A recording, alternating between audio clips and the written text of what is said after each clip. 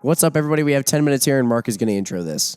All right, here's the deal. We are sitting down with our good friend Remi Warren in the great state of Nevada. Now, Nevada, whatever you want to call it. I think the locals call it Nevada. Anyway, I think you're wrong. I'm wasting all our time. Here's the deal. Jim and I have Javelina tags in our pocket. There's a good chance we're going to be heading to Arizona, but we need to know a little bit more about these things, and that's why we've got Remi right here. Yes. So, Remi Warren, Yes. the one and only. Hunting Javelina sounds like a heck of a lot of fun. So much fun. Explain how it generally goes. There's a couple of different seasons that there are. You can hunt them with ham, which I'm sure we'll talk about, bows, rifles. Yeah, I think there's a rifle season as well. I'm not sure the exact dates on all the seasons, but yeah, there's kind of like in Arizona, there's a spring, they call it the ham season. It's handgun, archery, muzzleloader, so short range weapons. It's such a sounds fitting like you name. guys have. It sounds like you guys have the late season archery tags. Yep. Correct. There's even some rifle tags for them. Draw. And then there's a lot of. I mean, Texas has a lot of javelina as well. You can hunt them down there. Kind of.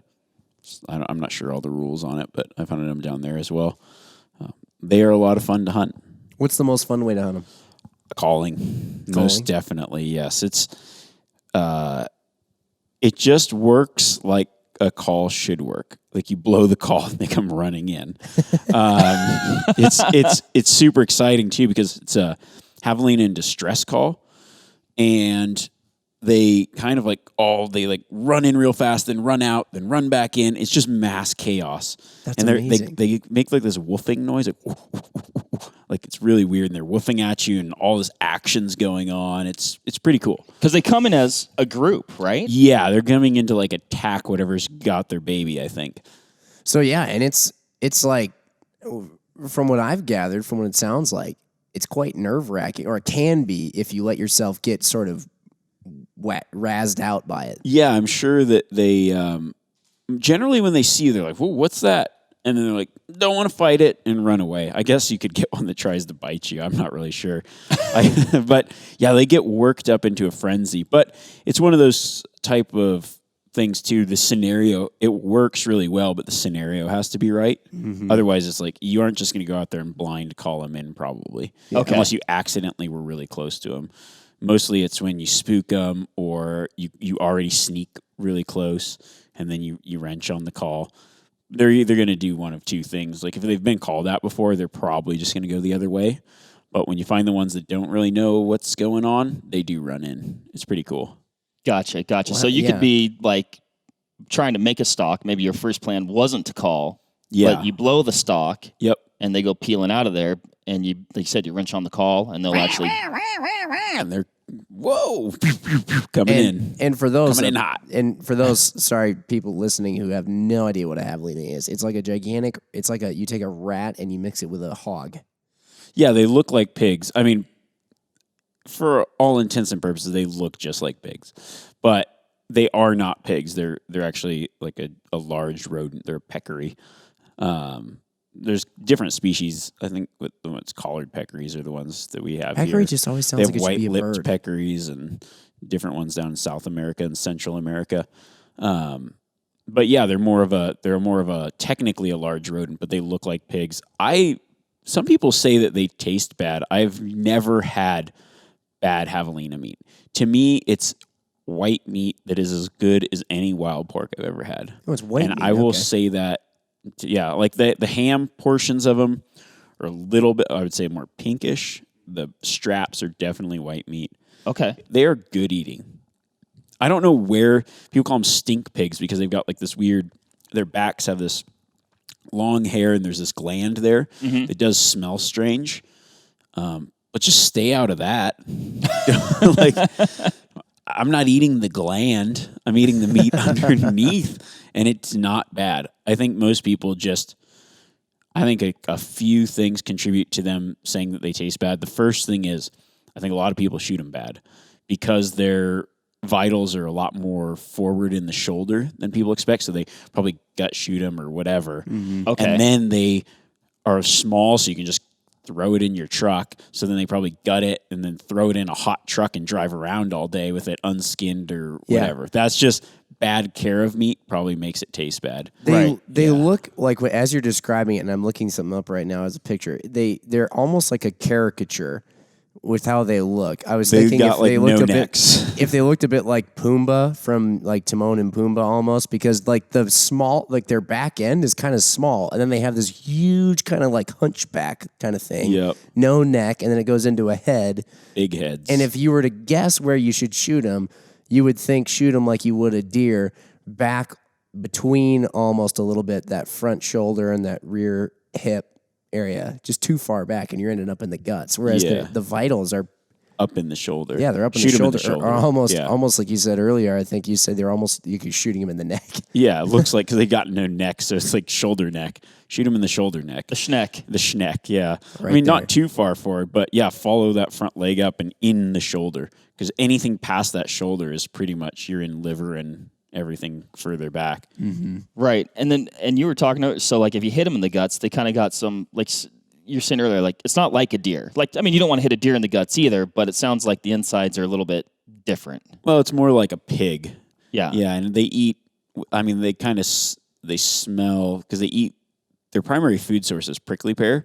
Okay. And I don't know, it's like probably it's a succulent. I don't know, the way they digest it, it's kind of messy. So you're like, you want to just make a really clean shot on them, which shouldn't be too hard because most of the time you're shooting them pretty close. Perfect for traditional bow gear, perfect for bow hunting, close range weapons, especially if you're calling. They're fun to stalk. They're generally in groups, so you might have, you can stalk in, and I mean, like, they're all about the same. You might get one with like a big skull and teeth, but they all have large self-sharpening canines. They're a really cool animal, and they taste really good. Yeah. I've never had a bad one, and I've cooked it a lot of ways. Like they're tasty. Yeah. For sure. When they're coming straight at you, do you wait to break a shot until they turn sideways, or can you also shoot at them when they're coming? Like, do you ever have the shot where they're basically facing you straight on? Or? Yeah, you do. If I have that shot, I've shot them that way before. I try to shoot on the inside of the front shoulder, quartering to a little bit. Yeah. That way it doesn't go like straight through them. Okay, right. Just kind of, they're so small, you just kind of want to keep it clean, not run through everything. Mm-hmm. Yeah. So, yeah, quartering to, I'll go like inside the front on shoulder and shoot through. You'll still hit the vitals there. Gotcha. You're almost taking like a shallow quartering to shot. Yep. Yeah, exactly. Like right through the shoulders there. Or, you'll have a lot of opportunity. Right. I feel like you'll have probably better, more controlled shots when you aren't calling them. Mm-hmm. But, sometimes they stop, they'll turn, they'll move. You work them up into a frenzy, but then you kind of slow the cadence down when they're coming in. You'll mess with it and try. You kind of figure out a rhythm. Once you've called at them, though, very rarely, like the next day, it doesn't work on those ones. So you kind of just got to be careful about that. When you do call them in, like you said, it sounds like things are happening fast. You might have multiple animals coming in. They're moving around. But, like, I know, do you actually have maybe a little bit more time than you think that you might have? Like, like I feel like I'd have a tendency to be like, oh my gosh, there's one that we got to get it now. But do you have more time than that? Most of the time, yeah, a couple will come in. Yeah, most of the time you just like the way that they run in, it works you into a frenzy, and you're like, I'm going to get eaten or like hit by one of these things. And it's just like crazy chaos. That's what makes it so fun. Yeah. You just have to do it. Like it's a cool experience when it works out. And so, yeah, you're talking about the cadence of the call. So, like, you're calling hard, you get them worked up, they come in, and then you're backing off as they get closer then a little bit, perhaps, or not?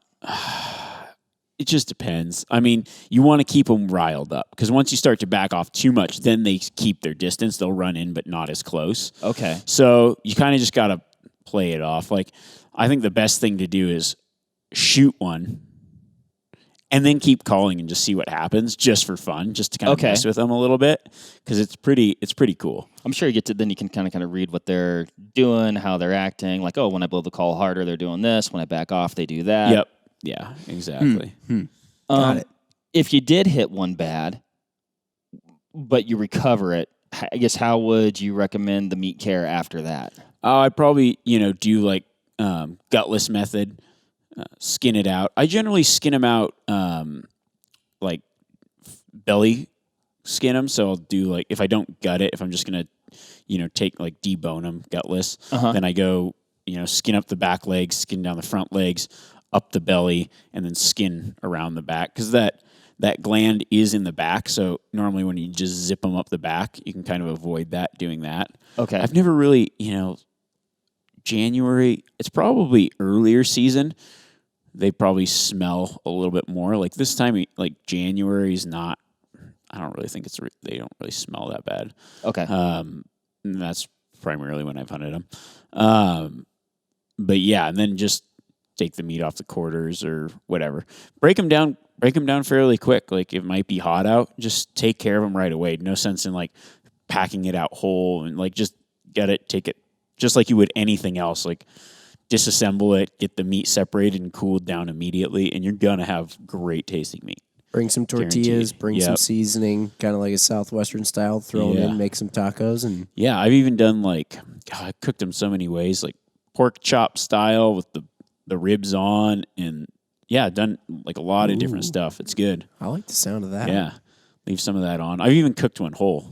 That was good. That sounds awesome. Yeah, It does. I like that. I like that. Last Christmas, I cooked one in a Sottador, just whole half of a Javelina. It was awesome.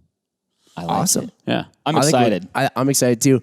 I hope we have some good news to share with all of you, some exciting maybe recipe or whatever or experience that we can share with all you guys, and maybe get some other folks out there enjoying the exciting experience that is javelina hunting.